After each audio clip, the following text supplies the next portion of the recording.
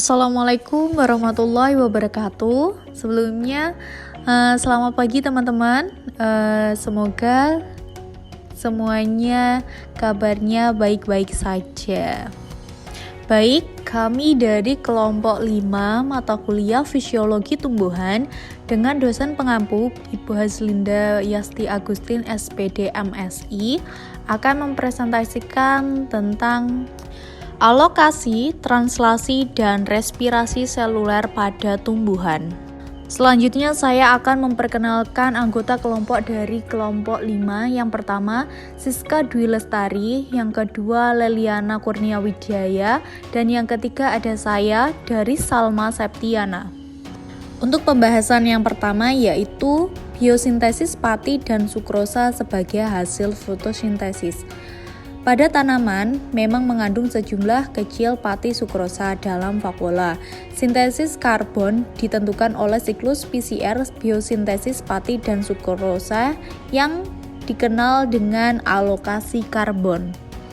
Banyak tanaman seperti kedelai, bayam, dan tembakau menyimpan hasil fotoasimilatnya sebagai pati di kloroplas. Sementara yang lain seperti gandum menumpuk pati sedikit tapi dalam jangka waktu yang lama dengan berupa sukrosa dalam vakuola. Sintesis karbon ditetapkan oleh siklus PCR menjadi biosintesis pati. Pati dan sukrosa nantinya akan dimobilisasi untuk mendukung respirasi dan kebutuhan metabolisme lainnya pada malam hari atau selama periode fotosintesis.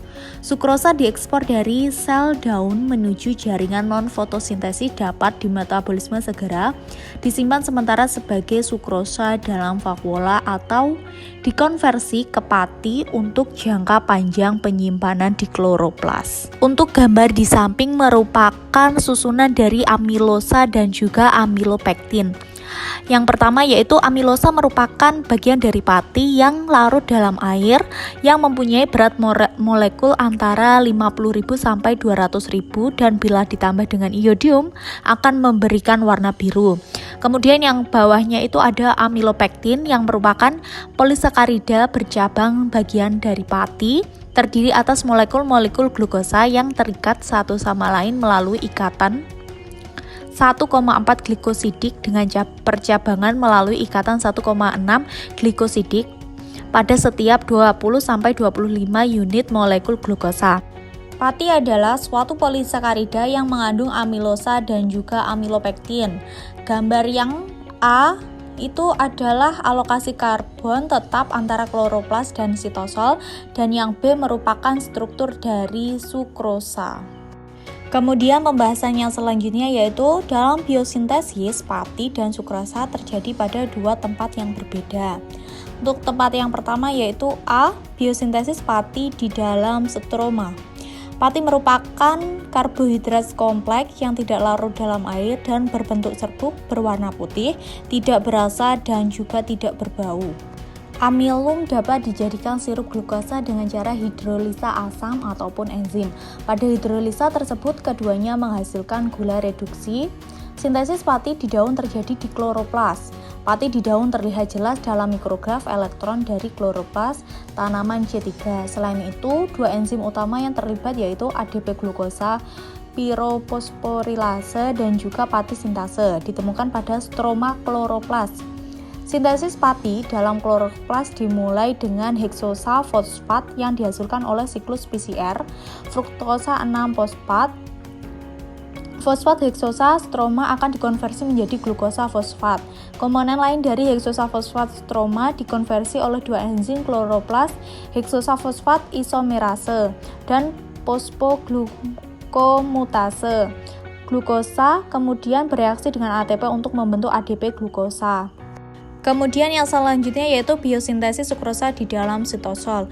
Sukrosa merupakan disakarida larut dengan glukosa dan residu fruktosa. Sukrosa dapat berfungsi sebagai produk penyimpanan seperti dalam tebu, di mana ia disimpan dalam vakuola sel penyimpanan khusus. Alur utama untuk sintesis sukrosa dalam fotosintesis menggunakan enzim fosfat sukrosa sintase dan juga fosfat sukrosa fosfatase.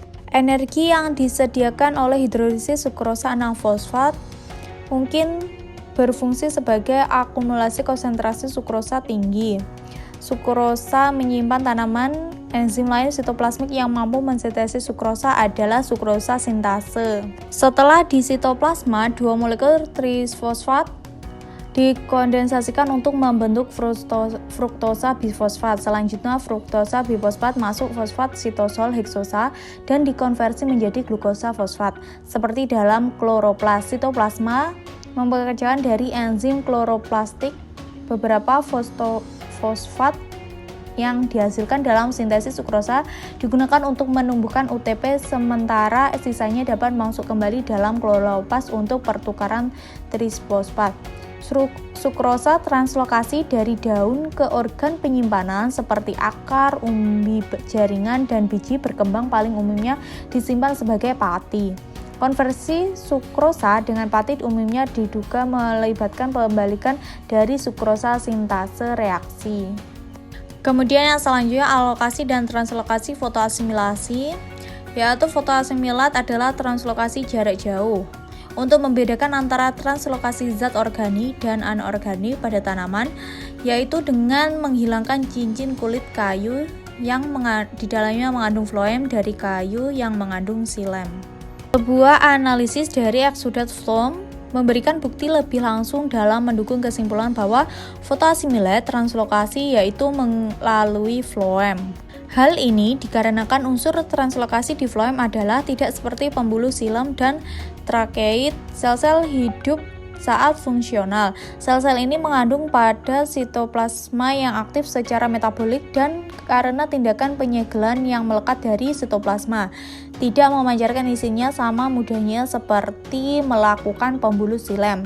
Selain itu, floem laser mengandung banyak sel-sel parenkim yang sementara tidak terlibat langsung dalam proses transportasi, memberikan kontaminasi sitoplasma. Berikut merupakan pemotongan batang beberapa herba. Gambar tersebut merupakan hasil gradling pada batang kayu.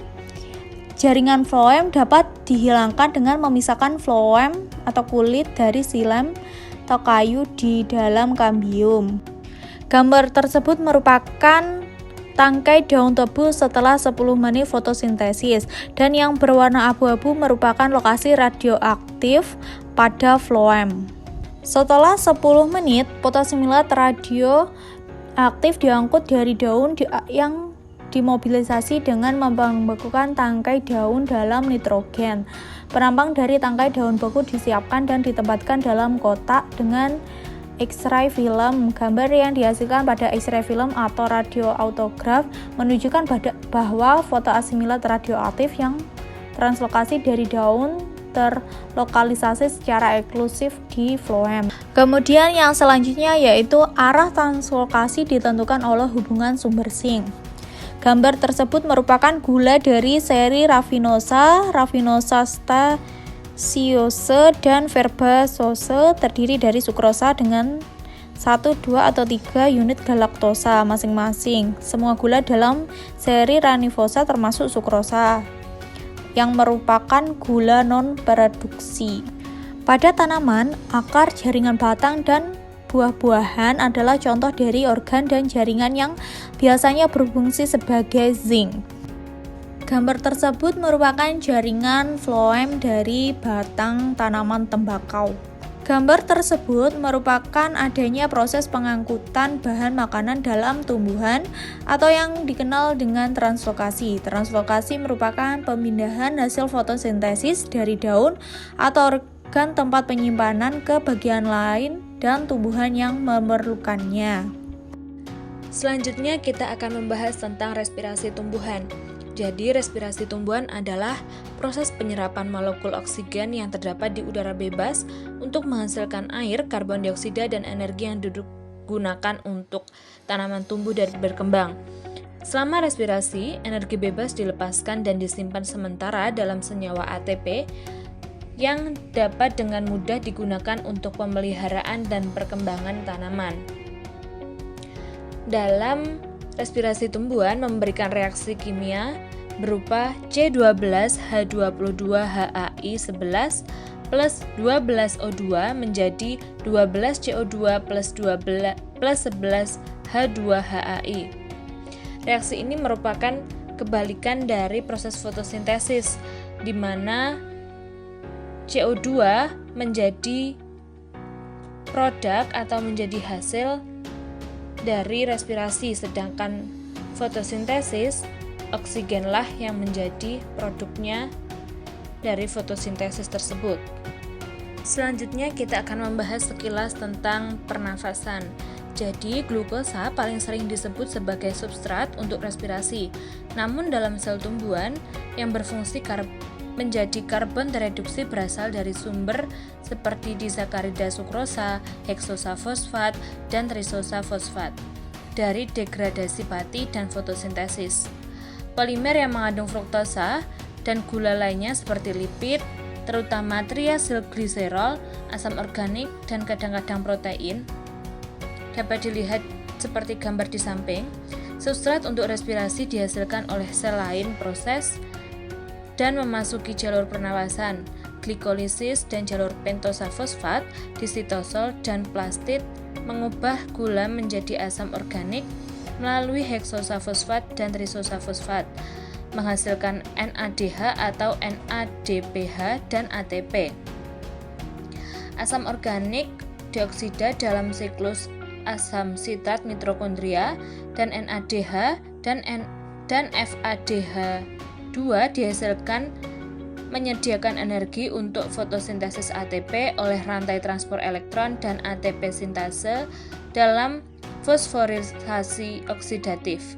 Dalam gluconeogenesis, karbon dari pemecahan lipid dipecah dalam glikosium, dimetabolisme dalam siklus asam sitrat, dan kemudian digunakan untuk mensintesis gula dalam sitosol melalui glikolisis terbalik.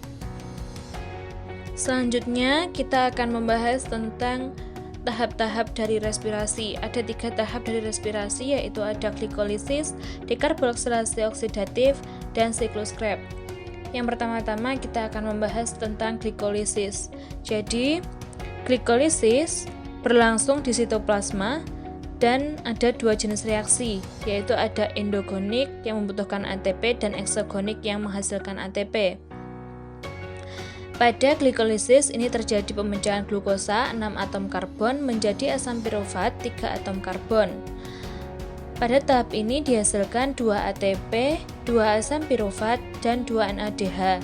Asam pirofat yang dihasilkan akan digunakan sebagai bahan pada proses selanjutnya, yaitu dekarboksilasi oksidatif. Dari gambar ini menunjukkan reaksi jalur pentosa fosfat oksidatif pada tumbuhan tingkat tinggi pentosa fosfat. Jadi, jalur glikolitik bukanlah satu-satunya yang tersedia untuk oksidasi gula dalam sel tumbuhan.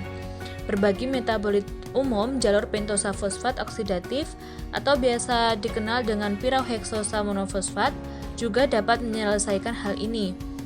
Reaksi dilakukan oleh enzim larut yang ada di sitosol dan plastisida. Umumnya, jalur dalam plastisida mendominasi jalur sitosol.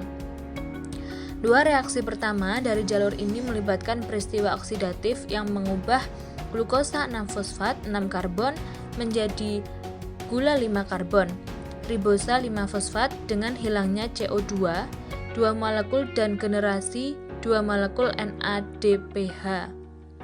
Reaksi yang tersisa dari jalur mengubah ribosa 5-fosfat menjadi zat antara glikolitik, gliseraldehida 3-fosfat, dan fruktosa 6-fosfat. Karena glukosa 6-fosfat dapat diregenerasi dari gliseraldehida 3-fosfat dan fruktosa 6-fosfat oleh enzim glikolitik.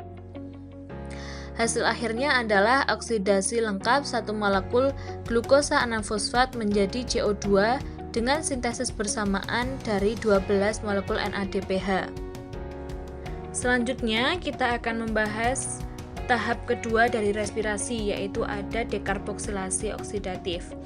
Siklus ini merupakan langkah kedua dari proses respirasi yang berlangsung pada mitokondria, tepatnya di matriks mitokondria.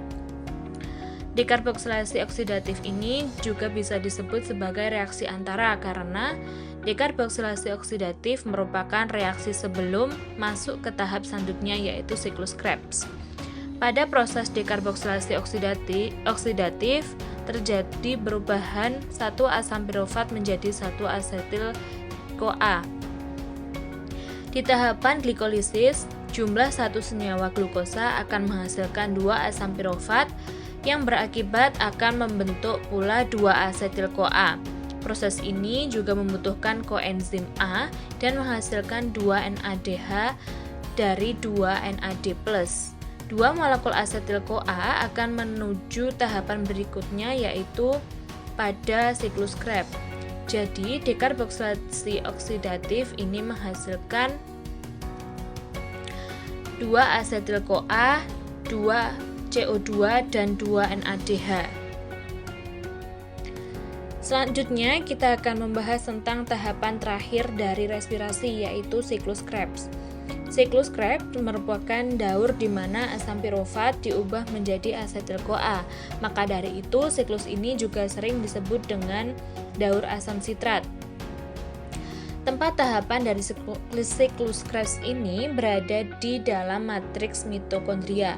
Hasil dari siklus Krebs adalah senyawa yang berfungsi sebagai penyedia kerangka karbon untuk sintesis senyawa lain. Ada senyawa lain 3 NADH, 1 FADH, 2 dan 1 ATP untuk setiap satu asam pirofat. Karena input substrat sebelumnya adalah 2 asetil-CoA, untuk setiap satu molekul senyawa glukosa, maka hasil yang didapatkan dari siklus Krebs pada proses respirasi ini adalah 2 ATP, 6 NADH, dan 2 FA2H2. Satu senyawa lagi yang terbentuk dalam proses ini adalah CO2 atau karbon dioksida. Satu berasal dari proses yang pembentukan NADH dari NAD+ yang menghasilkan 2 buah CO2. Karena ada 2 asetil-CoA yang digunakan, maka yang terbentuk ada 4 buah CO2. Jadi bisa kita simpulkan hasil dari proses siklus Krebs ini ada 2 ATP, 4 CO2, 6 NADH, dan 2 FADH2. Selanjutnya kita akan membahas tentang proses dan fungsi alternatif oksidasi heksosa melalui jalur pentosa fosfat. Jadi, jalur pentosa fosfat oksidatif adalah rute alternatif untuk metabolisme glukosa. Sebagian besar organisme termasuk tumbuhan dan hewan mengandung jalur alternatif untuk metabolisme glukosa yang bisa disebut sebagai jalur pentosa fosfat oksidatif. Langkah pertama dalam jalur pentosa fosfat oksidatif adalah oksidasi glukosa 6P menjadi 6-fosfoglukonat. Langkah awal ini yang sensitif terhadap tingkat NADP+, tampak merupakan langkah penentu laju untuk jalur pentosa fosfat oksidatif. Reaksi ini yang menentukan keseimbangan antara glikolisis dan jalur pentosa fosfat oksidatif. Langkah kedua adalah oksidasi lain disertai dengan kehilangan CO2 kelompok untuk membentuk ribulosa 5P. Aseptor elektron pada kedua reaksi adalah NADP+ daripada NAD+. Reaksi selanjutnya dalam jalur tersebut menghasilkan pembentukan gliseraldehida 3P dan fruktosa 6P. Yang keduanya kemudian dimetabolisme lanjut melalui glikolisis. Peran jalur oksidatif pentosa fosfat dan kontribusinya terhadap metabolisme karbon secara keseluruhan sulit untuk dinilai karena jalur tersebut tidak mudah dipelajari pada tumbuhan hijau. Sebagian besar karena banyaknya zat antara dan enzim dari siklus pernapasan ini yang dimiliki bersama oleh yang lebih dominan jalur pentosa fosfat reduktif atau siklus PCR dalam kloroplas. Fungsi jalur oksidatif pentosa fosfat adalah produksi pentosa fosfat yang berfungsi sebagai prekursor untuk ribosa dan deoksiribosa yang diperlukan dalam sintesis asam nukleat, perantara lain dari jalur pentosa fosfat oksidatif dengan pentas. Potensi signifikasi untuk tanaman adalah 4 karbon, eritose 4P, prekursor untuk biosintesis asam amino, aromatik, lignin, dan flavonoid. Selanjutnya, faktor yang mempengaruhi laju respirasi pada sel tumbuhan. Ada banyak faktor yang mempengaruhi laju respirasi pada sel tumbuhan. Yang pertama, jaringan dan organ berbeda bernafas dengan kecepatan yang berbeda pula. Jadi, dalam jaringan vegetatif dewasa, batang umumnya memiliki tingkat respirasi terendah, dan respirasi daun dan akar bervariasi dengan spesies tanaman dan kondisi di mana tanaman tumbuh. Ketika jaringan tanaman telah mencapai kematangan, laju respirasinya akan tetap konstan atau menurun perlahan seiring dengan bertambahnya usia jaringan dan akhirnya menjadi tua. Yang kedua, oksigen. Oksigen dapat mempengaruhi respirasi tanaman karena perannya sebagai substrat dalam keseluruhan prosesnya. Yang ketiga, saturasi air atau O2 yang rendah. Jadi, ketika tanaman ditanam secara hidroponik, larutan harus diangin-anginkan dengan kuat untuk menjaga kadar oksigen tetap tinggi di sekitar akar. Masalah suplai oksigen juga muncul pada tanaman yang tumbuh di tanah yang sangat basah atau tergenang. Dalam beberapa tanaman, terutama pohon, memiliki distribusi geografis yang terbatas karena kebutuhan untuk mempertahankan suplai oksigen ke akarnya. Yang keempat, ada suhu. Respirasi biasanya meningkat dengan suhu. Di atas 30 derajat Celcius, laju respirasi sering meningkat lebih lambat, mencapai dataran tinggi pada 40 hingga 50 derajat Celcius, dan menurun pada suhu yang tinggi. Suhu malam yang tinggi dianggap sebagai penyebab tingginya tingkat pernafasan tanaman tropis, dan suhu rendah digunakan untuk memperlambat laju respirasi pasca panen selama penyimpanan buah dan sayuran. Yang terakhir, yaitu yang kelima, adalah konsentrasi CO2. Nah, karbon dioksida memiliki efek penghambatan langsung yang terbatas pada laju respirasi, yaitu pada konsentrasi 3-5%, yang jauh melebihi 0,036% atau 360 ppm yang biasanya ditemukan di atmosfer.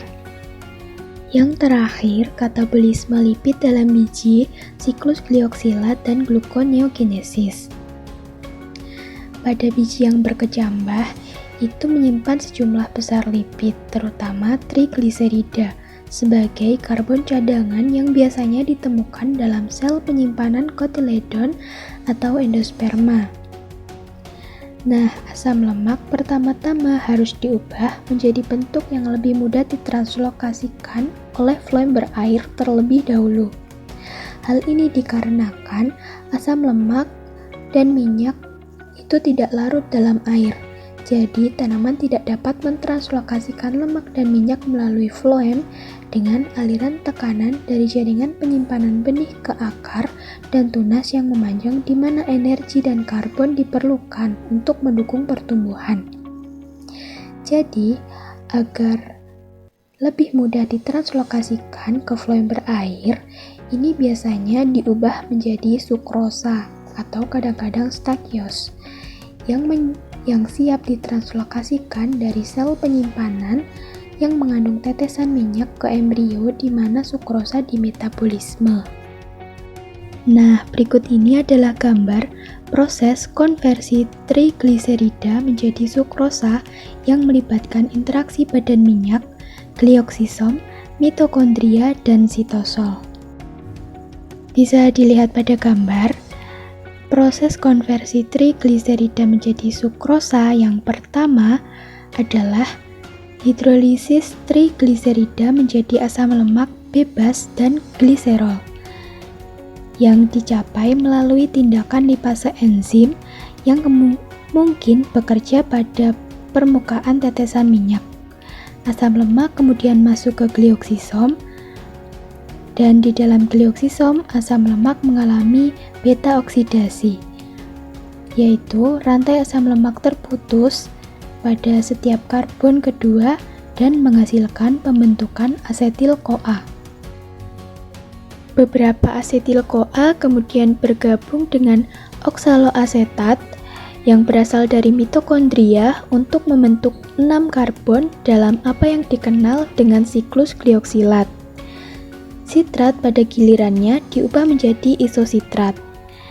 Dan suksinat kembali ke mitokondria di mana ia memasuki siklus asam sitrat, yaitu meregenerasi oksaloasetat yang diperlukan untuk menjaga siklus glioksilat berputar. Glioksilat bergabung dengan asetil-CoA lain untuk menghasilkan malat. Malat kemudian memasuki sitosol, di mana ia pertama kali dioksidasi menjadi oksaloasetat dan dekarboksilasi menjadi fosfoenol pirufat atau PEP. Dengan demikian, siklus glioksilat melibatkan enzim dari glioksisom dan mitokondria. Dua enzim yang mengubah isositrat menjadi suksinat ditambah glioksilat dan malat sintase yang mengembunkan gugus asetil dan glioksilat untuk membentuk malat. Malat kemudian ditranslokasikan dari glioksisom ke dalam sitosol, di mana dengan cepat dioksidasi menjadi oksaloasetat oleh enzim malat dehidrogenase. Jadi, keseluruhan dari siklus glioksilat tadi adalah mengkatalis pembentukan oksaloasetat dari 2 molekul asetil-CoA. Di sitosol, oksaloasetat yang berasal dari siklus glioksilat didekarboksilasi melalui enzim fosfoenol pirufat karboksikinase atau PEPCK membentuk fosfoenol pirufat atau PEP melalui serangkaian reaksi yang pada dasarnya merupakan pengembalian glikolisis. Kemudian PEP diubah menjadi glukosa. Nah, konversi PEP menjadi glukosa dengan pembalikan glikolisis dikenal sebagai gluconeogenesis. Gluconeogenesis menggunakan enzim glikolisis dengan perbedaan yang signifikan. Reaksi fosfofruktokinase dan heksokinase glikolitik secara efektif irreversible. Reaksi bebasnya perubahan energi sangat tidak menguntungkan ke arah sintesis glukosa. Nah, selama gluconeogenesis, reaksi ini digantikan oleh reaksi yang membuat sintesis glukosa lebih menguntungkan secara termodinamika. Konversi fruktosa 1, 6-bifosfat menjadi fruktosa 6P dikatalis oleh sitosol fruktosa 1, 6-bifosfatase dan konversi glukosa 6P menjadi glukosa dikatalis oleh glukosa 6-fosfatase. Perbedaan ini signifikan karena memungkinkan kedua arah menjadi menguntungkan secara termodinamika, namun diatur secara independen.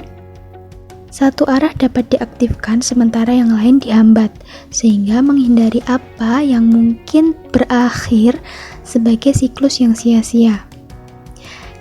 Gliserol yang dihasilkan dari aksi lipase dalam tetesan minyak juga memasuki sitosol, di mana ia pertama kali difosforilasi menjadi ATP. Difosforilasi dengan ATP untuk membentuk gliserol fosfat dan kemudian dioksidasi menjadi dehidroksiaseton fosfat atau DHAP.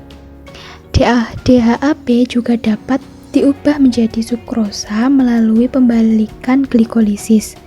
Beberapa energi yang tersimpan dalam trigliserida disimpan dalam sukrosa yang dibentuk oleh gluconeogenesis, tetapi beta oksidasi asam lemak di glioksisom juga menghasilkan sejumlah besar NADH.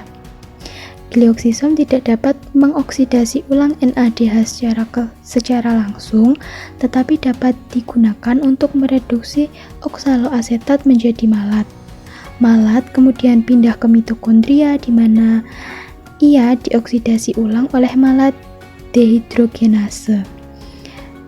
Dengan demikian, malat berfungsi sebagai antarjemput, membawa ekuivalen reduksi antara glioksisom dan mitokondria.